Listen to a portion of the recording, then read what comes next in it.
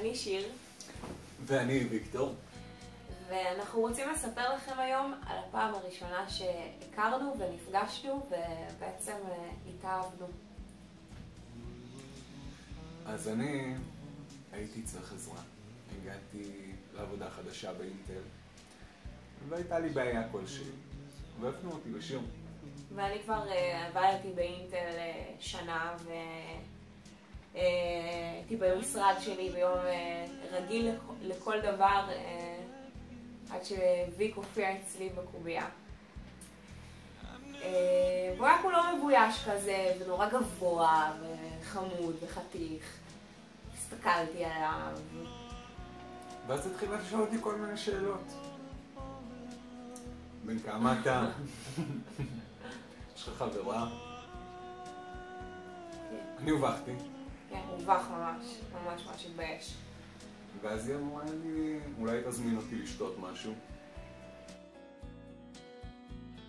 אני הובכתי מהסיטואציה הזאת מאוד. כי לא ציפיתי, לא ראיתי את זה בא.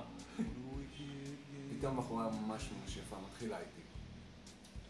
וזה הביך אותי. היה לי קצת קשה לדבר איתה בהתחלה. קשה זה, כאילו, זה ממש היה לו קשה לדבר איתי בהתחלה. הוא היה כאילו מנסה לדבר איתי פנים מול פנים, הוא פשוט היה מדבר שטויות, והוא לא כל כך ידע איך לתקשר איתי או לאכול אותי. הוא היה די עמום. כי את התחלת איתי, את לקחת לי את כל הפן הגברי. ואז נפגשנו, ואז הוא דיבר מלא שטויות, אז אמרתי לעצמי, אני לא רוצה לצאת איתו. ואז היא אמרה לי את זה. סיימנו את הערב. הוא לא ליווה אותי למטה. נעלבתי. הוא נעלב ממני. שאמרתי לו שאני לא רוצה בגלל שהוא מדבר מלא שטויות. ואז מה קרה בתכלס? ואז בתכלס, בעבודה, אני עשיתי לך פרצופים. כן, הוא עשה לי פרצופים. ואז דיברנו. נכון.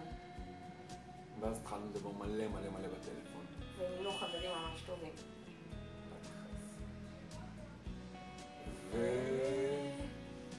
ככה הכל התחיל. כן.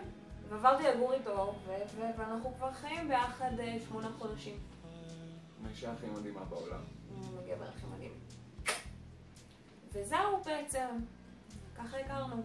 פעם הראשונה שהייתי אותו.